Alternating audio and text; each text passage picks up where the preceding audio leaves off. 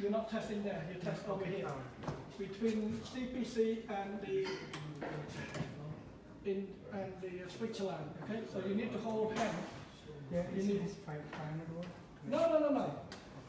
Where's your note? Where's your write down yesterday? Yeah? Inside? What's inside? Yeah? Before you do the test, you read your note. And then you do the test. That's how you remember. Okay? So this is a radio. So you link that. Then you turn the breaker on. You near the cable. You test at the ceiling rods, different ceiling rods, as far as you can. Yeah? That's how you do it. Yeah?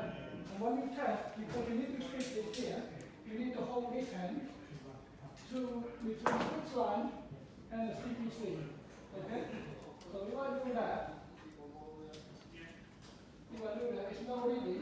No, it's here. This hand is here. So when you switch that, see? Yeah? Switch it off. Close, yeah? But because you have the same switch, you need to switch from.